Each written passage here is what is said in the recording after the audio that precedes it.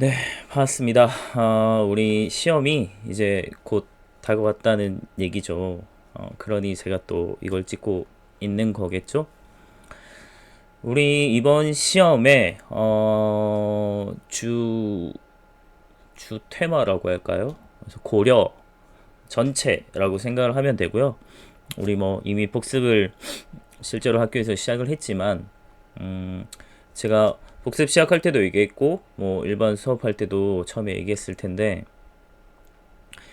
고려는 지배층의 변천만 다 이해를 하고 있어도 사실 거의 절반을 알고 있는 거라고 생각을 하면 되고 A4 한 장 꺼내놓고 지배층의 변천 쫙 써놓고 거기에 맞춰서 그거랑 관련된 사건들 내용들을 쭉 한번 정리할 수 있으면 고려를 머릿속에 다 이해한 거다라고 생각을 하면 됩니다.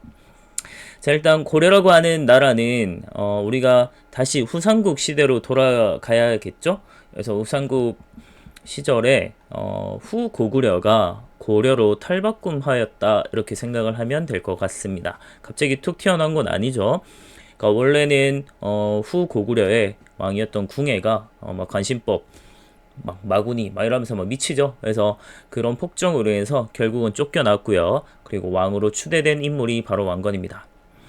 왕건은 그 원래부터 2인자였긴 하지만 뭐 기록상으로는 뭐 쿠데타에 가담을 했는지 이런 게 나오지 않죠. 그래서 여러 번 이제 왕위를 거절했다.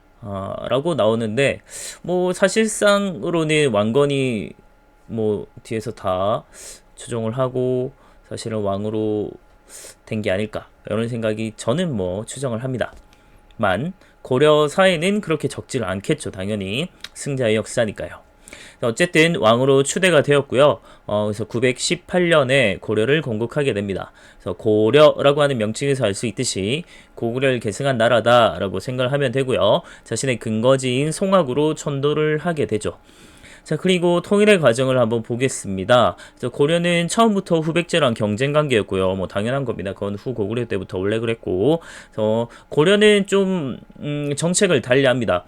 신라에 굉장히 우호적으로 보이고, 그래서 신라 왕이라고 하는 존재가 왕건 입장에서는 뭐 자기보다 훨씬 약하고 그리고 어찌 보면 보잘것없는 그냥 이름만 왕인 사람인데 이 사람을 굉장히 우대해주고 이런 것들을 막 자기보다 오히려 더 높은 존재처럼 이렇게 떠받들어주고 하니까 굉장히 좀 고려의 마음이 기울게 되는 거죠. 그런 상황에서 이제 후백제 안에서 왕위 계승 다툼이 일어납니다. 그래서 우리 수업 때도 얘기했지만 검스 삼형제가 있었죠. 신검, 양검, 용검 요 세 명이 이제 왕위 계승 다툼을 하는데 자기들끼리 싸운 게 아니고 힘을 합쳐서 배다른 동생 금강을 쳐버리죠. 그러면서 이제 자기 아빠를 절에다가 가둬버리는 이런 아주 말도 안 되는 패륜 짓을 하게 됩니다. 자, 그런 상황에서 이제 견훤이 감금되어 있었는데 뚫고 나오죠. 70대 노인이. 그래서 경비병을 때려 눕히고 탈출해서 근데 고려로 와서 왕건한테 투항해 버립니다. 자, 그런 상황에서 이제 신라까지도 이제 경순왕이 고려에 기순을 하게 되고 그래서 고려가 후백제군을 물리치고 승리하게 되면서 후삼국을 통일하게 되는 이런 과정입니다. 근데 참 희한했던 게 이 신검, 양검, 용검 요 삼형제를 치러 갈 때 견훤이 자신을 선봉에 세워달라 해가지고 자기 스스로 자신들의 아들들을 싸우는 이런 아주 참 안타까운 상황이 벌어졌죠.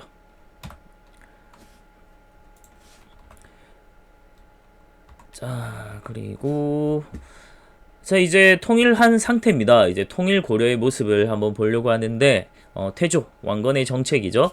오랫동안 전쟁에 시달려 왔어요. 그래서 굉장히 혼란스러운 상황이었고 그래서 민생을 안정시킬 필요가 있겠죠. 세금을 한 10분의 1로 줄여줍니다.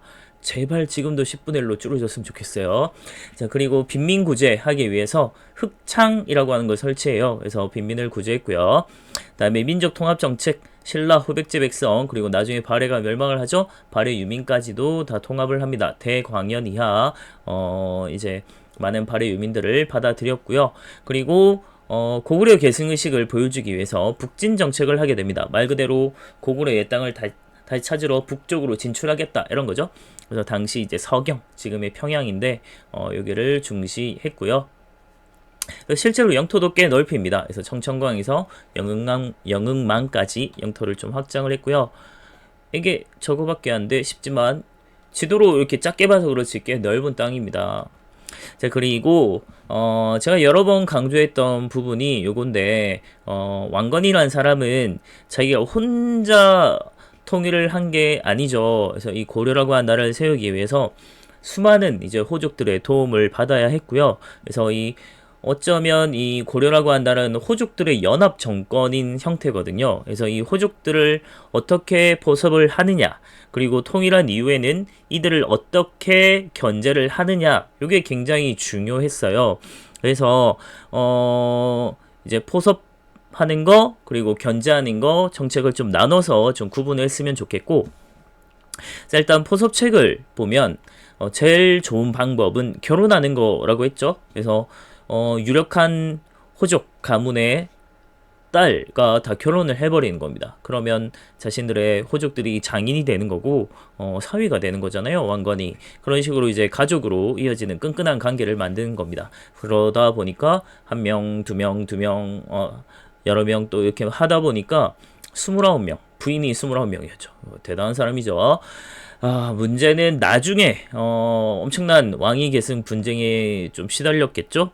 왕자가 몇 명이었겠어요. 어마어마하죠. 그래서 그 중에 한 명만 왕위를 이을 수 있는 거니까 왕위 계승 분쟁이 엄청나게 치열하게 나타날 수 있는 한 배경이 되기도 했다라는 거 생각을 해두고, 그다음에 성씨를 하사하는 겁니다. 왕씨 주는 거예요. 그리고 간직, 뭐 토지를 하사했는데 이때 토지를 역분전이라고 합니다. 그러니까 역할에 따라 분배한 토지 이렇게 생각을 하면 되는데, 통일하는 과정에서 이제 그 공에 따라 이제 토지를 나눠주었다라고 생각을 하면 됩니다. 그리고 견제하는 정책 중에 대표적인 건 사신관입니다.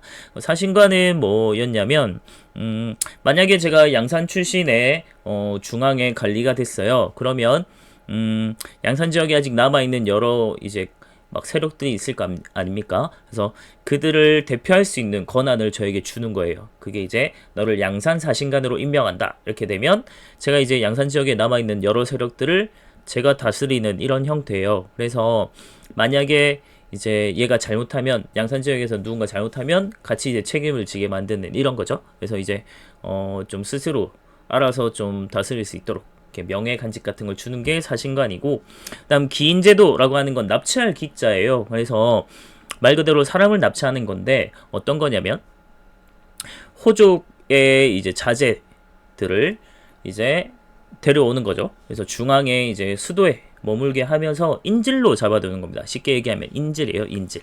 그래서 잡아두면서 이제 협박용 카드로 쓸 수 있는 거죠. 만약에 그 호족이 말을 안 듣는다 이러면 네 자식 죽여버린다? 이렇게 하는 거죠.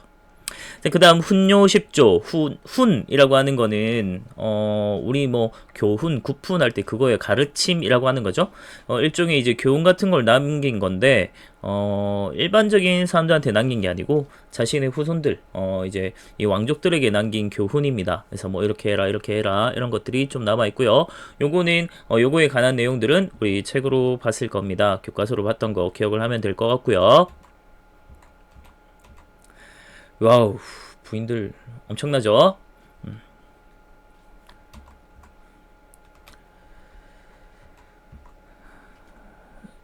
자, 그리고 그 다음에 광종을 한번 봐야 되는데, 광종은 뭐 갑자기 뭐 나타난 인물은 아니고요. 우리가 교과서에서 갑자기 탁 뛰어넘어서 그런데 실제로는 처음에 왕위를 이은 사람은 해종이라는 사람입니다. 장남이에요. 그렇게 왕자가 25명 정도 됐거든요. 그 중에서 다행스럽게도 치열했는데도 일단 가장 첫 번째였던 장남이 왕위를 이었어요. 그래서 안정되면 아주 좋았을 텐데 여러 가지 왕위 계승 분쟁이 좀 있었고, 그런 과정에서 이제 막 난도 막 일어나기도 하고, 해종 때는 특히 그렇게 건강했는데 왕위를 이은 지 4년 만에 죽습니다. 2년 만에 죽죠. 2년 만에 죽고요.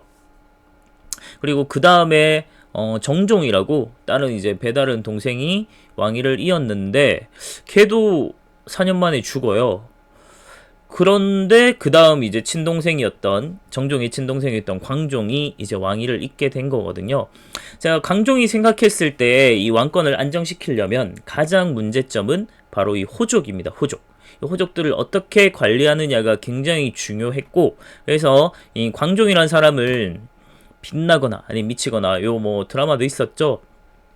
그래서 빛날 광자를 쓰기도 하고 아니면 미칠 광자를 쓰기도 합니다.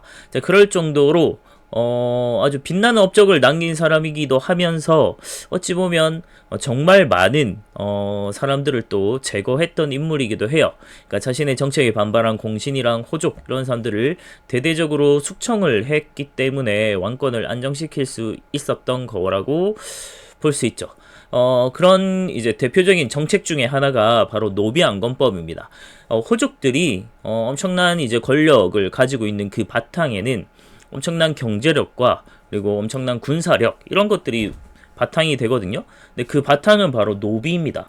노비들에게 뭐 농기구를 지어주면 농사꾼이 되는 거고, 무기를 지어주면 군사력이 되는 거죠. 그래서 경제력이자 군사력이기도 한 이 기반이 되는 게 바로 이 노비라고 하는 존재인데, 그러다 보니까 호족들이 일반 평민을 불법적으로 노비로 바꿔버리는 이런 경우들이 꽤 많았어요. 억지로 강제로 막 사체 같은 거 쓰게 만들어가지고 신체 포위각서 쓰게 하고 뭐 이런 거예요. 그런 식으로 해서 노비가 된 존재들이 많았고, 그런 노비들을 불법적으로 된 자들을 검사해서 다시 원래의 신분으로 되돌려주는 게 노비안건법입니다. 그래서 이런 식으로 해서 이제 호족들의 세력을 견제하기 위함이었다라는 게 아주 큰 목적이고, 또한 노비의 숫자가 줄고 원래 이제 많았던 이 평민의 숫자가 다시 늘어나게 되면 국가 재정에도 아주 큰 도움이 됩니다. 세금을 내는 건 결국 평민이니까요. 노비는 세금을 내지 않습니다. 사람이 아니죠. 자, 그리고 광종 때 처음으로 과거제를 실시했습니다. 그거는 새로운 정치 세력이 필요하잖아요. 그래서 과거제를 통해서 능력 있는 관리를 뽑기 시작한 거라고 보면 되고, 그들의 또 이제 관리의 공복 이런 것들을 좀 제정하기도 했습니다. 그리고 광종은 이제 왕권을 되게 높이고자 싶어 했어요. 그리고 이 고려라고 한 나라를 황제국이다라고 칭하게 되죠. 그래서 칭제, 황제를 칭하고 권원, 기원을 세웠다 이런 거거든요. 그러니까 연호를 사용하기 시작했습니다. 요거는 황제국이다라는 걸 이제 대대적으로 선포한 거다라고 보면 되고요. 자, 이렇게 안정된 왕권을 바탕으로 그 다음 이제 성종 때가 되면 성종이라고 하는 사람이 우리 뭐 고려 때도 있고 나중에 조선 때도 있고 있는데, 이 이제 성종 이렇게 붙여주는 왕들은 뭔가 체제를 완성한 사람이다 이렇게 봐야 되거든요. 이룰 성자입니다. 그래서 이 성종이라고 하는 사람이 체제 완성 이렇게 봐야 되는데, 어떤 체제를 완성했는가 라고 했을 때는 유교 이념에 입각한 통치 체제를 완성한 사람이다 이렇게 봐야 돼요. 자, 고려는 기본적으로 불교 국가입니다. 근데 통치 체제로는 불교보다는 유교가 더 좋다라고 하는 이 개혁안을 받아들이면서 개혁을 추진하게 됐고, 그에 따라서 여러 가지 개혁이 추진되면서 통치 체제를 완성한 사람이 바로 성종 이렇게 봐야 돼요. 자, 그 바탕에는 최승로의 시무 28조라고 하는 개혁안이 있었습니다. 시무는 개혁안이란 뜻이고요. 28개의 조항이 있어서 시무 28조라고 얘기합니다. 그 내용은 우리 교과서로 봤었고요. 그거는 아주 잘 받으면 좋을 것 같습니다. 자, 거기에 보면 왕이 너 바쁘잖아. 어떻게 지방까지 다 가요? 이렇게 해서 지방간을 파견해라 이런 얘기가 나오죠. 그래서 실제로 고려의 이제 지방 행정 제도가 아직 제대로 시행되지 않았던 시절이니까 아직 초기예요.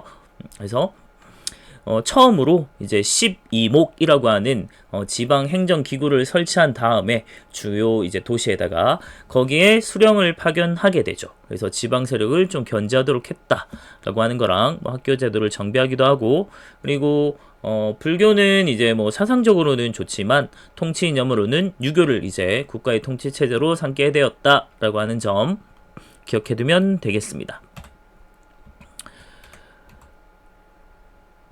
사라져 버리네요. 자, 그리고 여러분들이 아주 즐거워하는 중앙정치제도를 한번 보도록 하겠습니다.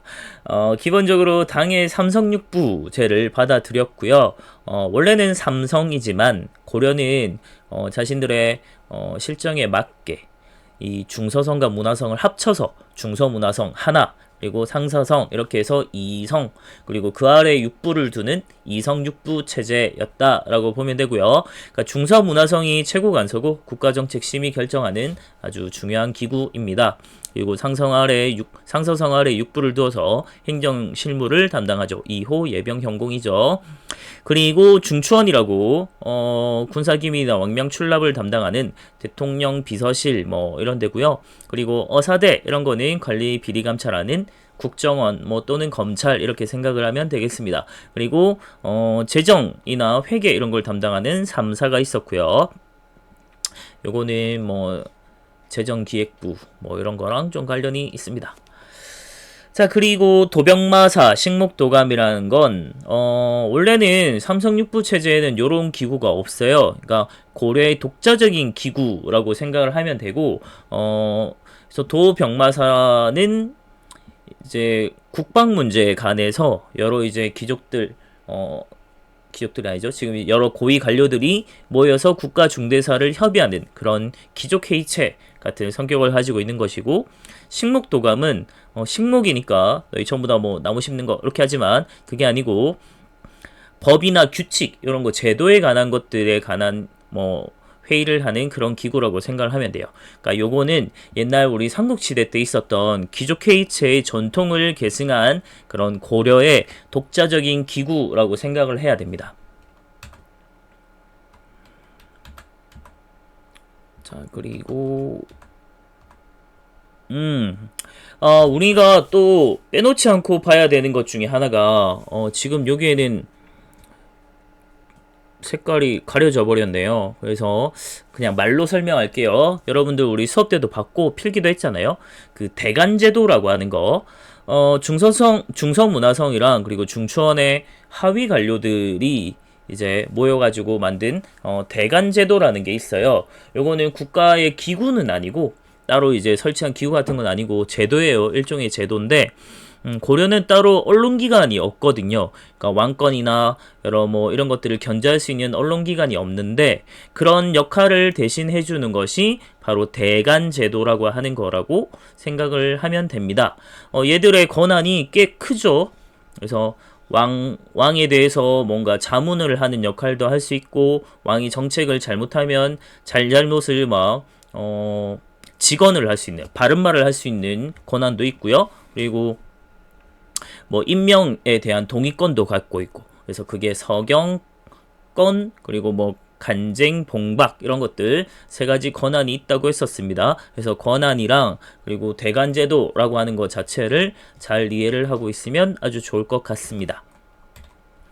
자, 그러면 지방으로 넘어가겠습니다. 지방은 기본적으로 고려의 일반적인 지방 제도는 5도 양계라고 불러요. 근데 우리 그 전에 미리 설치된 게 있었잖아요. 성종 때. 주요 지역에 12목이라고 하는 걸 설치하면서 처음으로 지방간을 파견하긴 했지만, 이게 기본적인 이제 지방 제도는 아니고, 고려의 일반적인 이제 지방 제도를 얘기할 때는 5도 양계를 얘기합니다.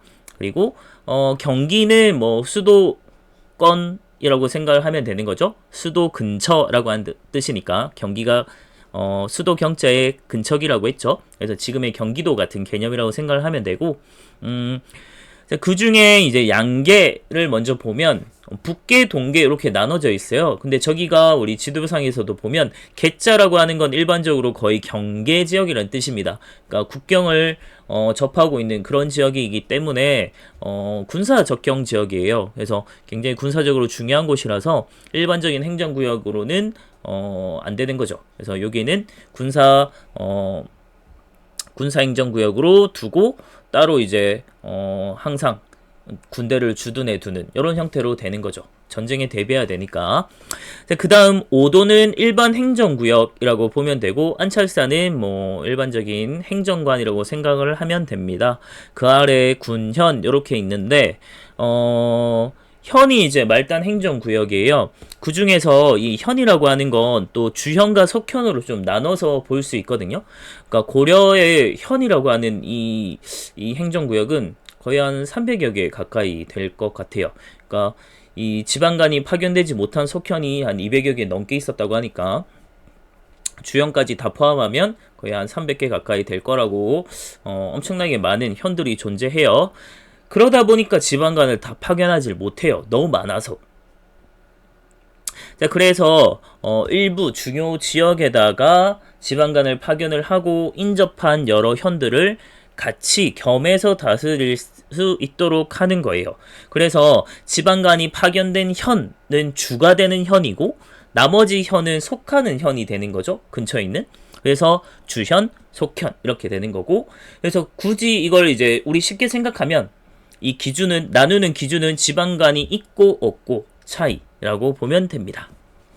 근데 이거를 뭐 굳이 주현, 속현 이렇게 나누는 건 우리가 그냥 일반적으로 지방간이 있냐 없냐 요거 가지고 구분을 하는 거지, 그냥 다 일반 현으로 생각을 합니다. 그 다음 이제 향, 부곡, 소 같은 경우는 특수행정구역이에요. 그러니까 특별이 아니고, 그러니까 특별히 우대하는 곳이 아니고 아주 특수하게 차별하는 지역이라고 생각을 해야 돼요. 그러니까 향, 부곡 같은 경우는 일반적인 농사 짓는 지역이고, 소는 우리 뭐 무슨 소, 제철소, 뭐 조선소 이렇게 소라고 하는 건 기술과 관련된 곳이라고 했잖아요. 그래서 소 지역은 수공업을 주로 하는 곳이라고 생각을 하면 됩니다. 근데 이런 곳인데 만약에 뭐 어떤 지역의 도시에서 뭐 반란을 일으켰거나 국가에 뭐 아주 큰 죄를 지었거나 뭐 여러 가지 뭐 이런 문제가 있으면 향부곡 소로 따로 이렇게 차별하는 곳으로 구분을 해서 관리를 하는 거죠. 그래서 뭐 얘들은 신분상으로는 그냥 일반 평민이에요. 일반 평민이지만 거의 천민처럼 되게 천대를 한다거나 되게 세금을 엄청 많이 때린다거나 이렇게 되게 좀 차별을 하는 지역이었다라고 생각을 하면 됩니다. 다음 군사제도 한번 보겠습니다. 중앙군은 2군 6위, 그냥 부대 단위라고 생각을 하면 돼요. 2군 6위 이렇게 부대 단위가 있었고요. 지방군은 주현군과 주진군 이렇게 나뉜다. 우리 일반적으로 진이라고 하는 건 군사 뭔가 시설 같은 게 있는 곳이라고 했잖아요. 그래서 군대, 주진군 같은 경우는 군대가 주둔하고 있는 거고, 주현군 같은 경우는 일반적으로 일반 농민들이 그냥 농사 짓다가 전쟁이나 이런 거 있을 때 한 번씩 차출돼서 갔다가 뭐 농사 쉴 때 또 훈련 받으러 가고 이런 식으로 운영이 되는 곳이에요. 그 다음 이제 교육제도, 태조 때 개경 서경에 학교를 설립했다 이런 내용이 있고요. 성종 때 국자감이 드디어 설치가 됐습니다. 그래서 경학박사, 의학박사 이런 거 파견도 했고, 지방에는 향교를 설립했습니다. 우리 역사에서 향이라고 하는 건 뭐 지방이라고 생각하면 된다고 했죠. 그 다음 관리제도, 관리등용제도를 보면 기본적으로는 과거 그리고 음서 이렇게 좀 나눠서 볼 수 있어요. 그러니까 가장 일반적인 건 과거제예요. 과거제는 시험 치는 거잖아요. 그 과거제에는 문과, 작과, 승과 이렇게 이루어져 있는데 고려 과거제의 특징은 묵과가 없다는 거죠. 묵과가 없다. 그만큼 나라에서 무신들을 중요하게 생각하지 않는다라고 볼 수 있는 거죠. 그러니까 고려가 고려 시대 때 이제 중국엔 송이 있었죠. 이제 송의 여러 가지 제도나 이런 것들을 많이 좀 많이 수용을 많이 했는데, 그러면서 문치주의 좀 비슷하게 고려도 되게 좀 문신들을 좀 우대했고 무신들을 되게 차별하는 이런 모습이 나타납니다. 그게 결국은 이제 무신 정변으로 이어지는 참 나중에 또 보겠죠. 그래서 문과는 제술과랑 명경과 이렇게 나눠져 있었는데, 제술은 지을 제자의 지을 술자예요. 뭔가 서술하다 할 때 그 술자거든요. 그래서 글 쓰는 거, 그러니까 서술 논술 시험이고, 명경은 경전에 얼마나 밝으냐, 밝을 명자입니다. 그러니까 유교 경전을 얼마나 달달달달달 외우고 있느냐 이런 걸 이제 시험 치는 거예요. 아무래도 사람들이 지금도 마찬가지인데 너희 막 달달달 다 외워서 정말 완벽하게 암기를 하는 것보다는 논술이 훨씬 더 쉽겠죠? 어느 정도는 그래도 적을 수 있잖아요. 그래서 제술가를 좀 더 많이 선호했다고 합니다. 자, 그리고 작과는 지금으로 치면 아주 화이트 칼라지 전문 직종이 되는 건데, 이때는 그냥 하급 관리 정도입니다. 작관, 기술관. 법률, 산술, 의학 이런 것들 실용기술에 관한 거고 승과 특이하게 고려 때는 승과가 있었어요. 그래서 스님 관리가 있어요. 스님 관리. 그래서 불교는 종파가 크게 두 가지잖아요. 교정, 선종. 그래서 교정, 선종 나눠서 승과가 있었습니다. 일단 우리가 꼭 기억해야 되는 것 중에 하나가 음서제라는 게 있는데 요거는 일반적으로 될 수 있는 건 아니고 귀족들에게 주어진 아주 특혜라고 좀 볼 수 있을 것 같은데 그러니까 왕족과 공신의 후손 그리고 5품 이상의 고관의 자손이면 자손입니다. 아들, 손자까지 포함되는 거죠. 근데 고려는 외가 쪽도 차별하지 않았기 때문에 외가 쪽도 전부 다 포함된다고 봐야 돼요.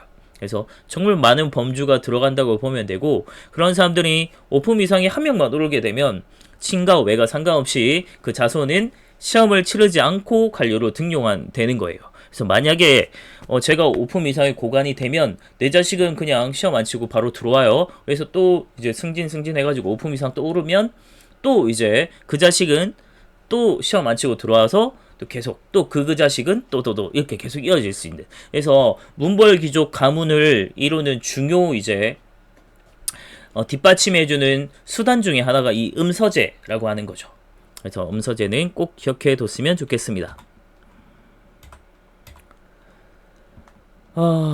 일단 여기까지 해야겠네요. 와, 이 제도 설명하는데 꽤나 시간이 많이 걸렸네요. 일단 여기까지 하겠습니다.